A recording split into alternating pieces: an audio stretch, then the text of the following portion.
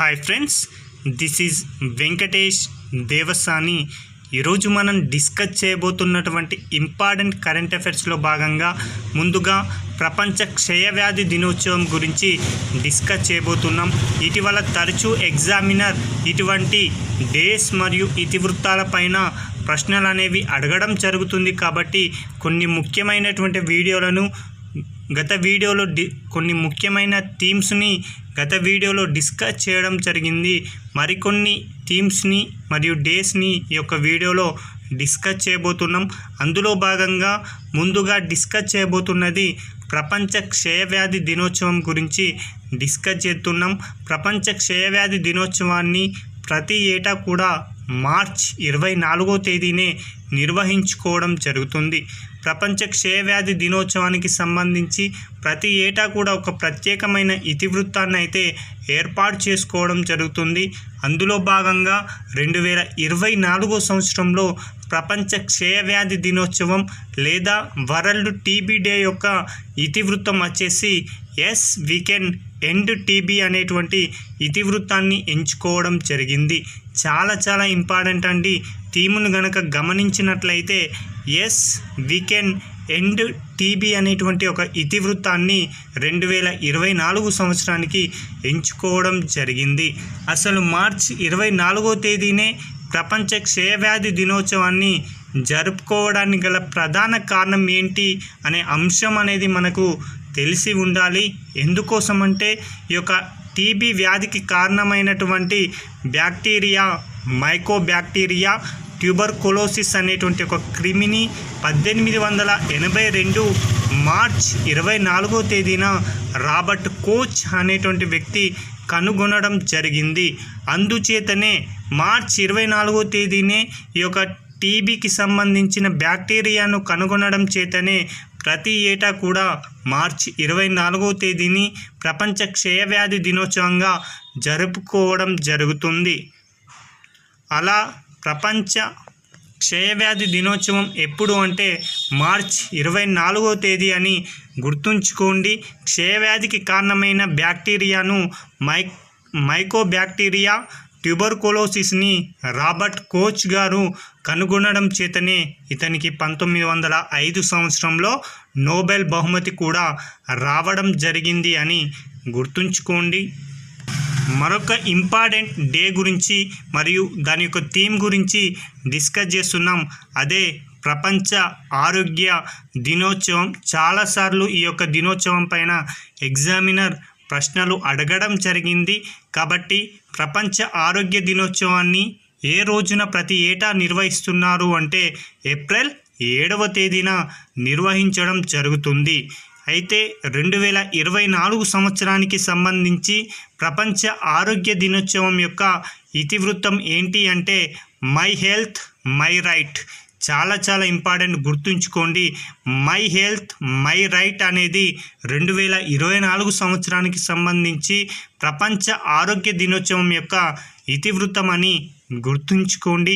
అసలు ప్రపంచ ఆరోగ్య దినోత్సవాన్ని ఏప్రిల్ 7వ తేదీన నిర్వహించడానికి గల ప్రధాన కారణం ఏంటి అంటే ప్రపంచ ఆరోగ్య సంస్థ వరల్డ్ హెల్త్ ఆర్గనైజేషన్ అనేది 1948 ఏప్రిల్ 7వ తేదీన ఏర్పాటు కావడంతో ఏర్పాటు దినమైనటువంటి ఏప్రిల్ 7ని ప్రపంచ ఆరోగ్య దినోత్సవంగా జరుపుకుంటున్నాం. అందులో భాగంగా 2024 థీమ్ వచ్చేసి మై హెల్త్ మై రైట్ అని గుర్తుంచుకోండి. చాలా ఇంపార్టెంట్. మరొక ఇంపార్టెంట్ దినోత్సవం అండి, ఎగ్జామ్ పాయింట్ ఆఫ్ వ్యూలో చాలా ఇంపార్టెంట్. అదే ప్రపంచ దారిద్ర్య దినోత్సవం. చాలా ఎగ్జామ్లో ఈ యొక్క దినోత్సవం పైన ప్రశ్నలు అనేవి రావడం జరిగింది. ప్రపంచ దారిద్ర్య దినోత్సవాన్ని ఎప్పుడు నిర్వహించుకుంటామని అడిగారు. అది గతంలో అండి ఎగ్జామినర్ ఆ యొక్క డే ఇచ్చి అది ఎప్పుడు జరుపుకుంటాము అనేది గతంలో అడగడం జరిగింది. కానీ ప్రస్తుత ట్రెండ్ ప్రకారం అయితే ఆ యొక్క డేని ఈ ప్రపంచ దారిద్ర్య దినోత్సవాన్ని ఏప్రిల్ 22న నిర్వహించుకుంటున్నాం. అయితే 2024 సంవత్సరానికి సంబంధించిన ఇతివృత్తాన్ని గుర్తించండి అని ఈ విధమైన ట్రెండ్లో ప్రశ్నలు అనేవి అడుగుతున్నాడు. కాబట్టి ఈ విధంగా గుర్తుంచుకోండి. ప్రపంచ దారిద్ర్య దినోత్సవాన్ని ఏప్రిల్ 22న నిర్వహించుకోవడం జరుగుతుంది.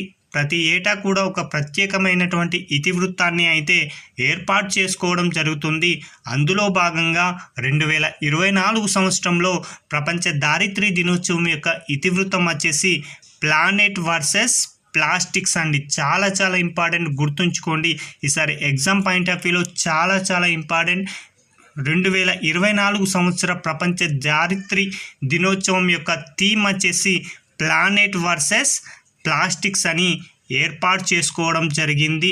భూమిని పరిరక్షించుకోవాలన్న బాధ్యతని ప్రతి పౌరుడికి గుర్తు చేస్తూ ప్రతి ఏటా కూడా ఏప్రిల్ 22వ తేదీన ఈ యొక్క దారిద్ర్య దినోత్సవాన్ని నిర్వహించుకోవడం జరుగుతుంది.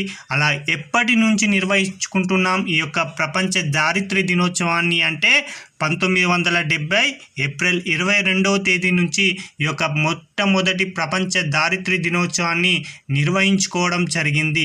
కాబట్టి ఇక్కడ ఎగ్జామ్ పాయింట్ ఆఫ్ వ్యూలో గుర్తుంచుకోండి, ప్రపంచ దారిద్ర్య దినోత్సవం అంటే ఏప్రిల్ 22, 2024 థీమ్ వచ్చేసి మాత్రం ప్లానెట్ వర్సెస్ ప్లాస్టిక్స్ అని గుర్తుంచుకోండి.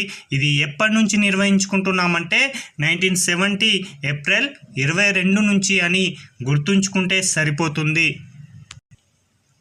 ఇక మరొకటి అంతర్జాతీయ పత్రికా స్వేచ్ఛా దినోత్సవం, వరల్డ్ ప్రెస్ ఫ్రీడమ్ డే యొక్క దినోత్సవం గురించి కూడా ఎగ్జామినర్ ప్రశ్నలు అడగడం జరుగుతుంది. కాబట్టి వరల్డ్ ప్రెస్ ఫ్రీడమ్ డే ఎప్పుడు అంటే మే 3వ తేదీ అని గుర్తుంచుకోండి. అలా మే 3వ తేదీ ఏంటి అంటే అంతర్జాతీయ పత్రికా స్వేచ్ఛ దినోత్సవం. అలా 2024 సంవత్సరానికి సంబంధించి అంతర్జాతీయ పత్రికా స్వేచ్ఛ దినోత్సవం యొక్క ఇతివృత్తం వచ్చేసి a press for the planet journalism in the face of the environmental crisis. మరొక్కసారి చూద్దామండి. ఇతివృత్తం పైన చాలా ప్రశ్నలు అనేవి రావడం జరుగుతుంది. ఒకవైపు ఇతివృత్తాలు ఇచ్చి మరొక వైపు దానికి సంబంధించిన డే ఇచ్చి జతపరచండి అని గతంలో అడగడం జరిగింది. భవిష్యత్తులో అడగడానికి అవకాశం ఉంది. కాబట్టి మరొకసారి చూద్దామండి. అంతర్జాతీయ పత్రికా స్వేచ్ఛ దినోత్సవం యొక్క థీమ్ వచ్చేసి a press for the planet journalism in the face of the environmental crisis అని గుర్తుంచుకోండి. ఇక చివరిగా ఈరోజు డిస్కస్ చేయబోతున్న డే ఏంటి అంటే జాతీయ సాంకేతిక దినోత్సవం అని గుర్తుంచుకోండి. అలా జాతీయ సాంకేతిక దినోత్సవాన్ని ప్రతి ఏటా కూడా మే 11వ తేదీన నిర్వహించుకోవడం జరుగుతుంది.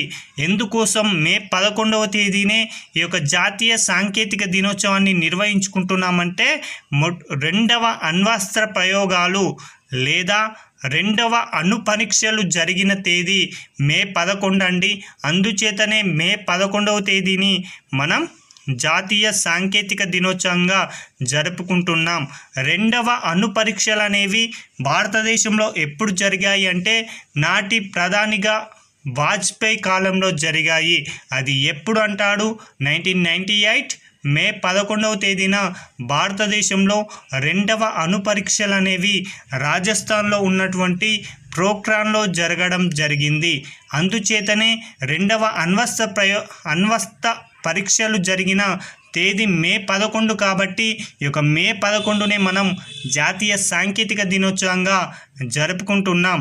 అయితే రెండవది 1998 అయితే మొదటి అణు పరీక్షలు అనేవి భారతదేశంలో ఎప్పుడు నిర్వహించారు అంటే నాటి ప్రధాని అయినటువంటి ఇందిరాగాంధీ కాలంలో అంటే 1974 కాలంలో భారతదేశంలో మొదటి అణు పరీక్షలు అయితే నిర్వహించడం జరిగింది. అలాంటి ఇంపార్టెంట్ ఉన్నటువంటి డే జాతీయ సాంకేతిక దినోత్సవం. కాబట్టి 2024 సంవత్సరానికి సంబంధించి జాతీయ సాంకేతిక దినోత్సవం యొక్క ఇతివృత్తం ఏంటి అంటే ఫ్రమ్ స్కూల్స్ టు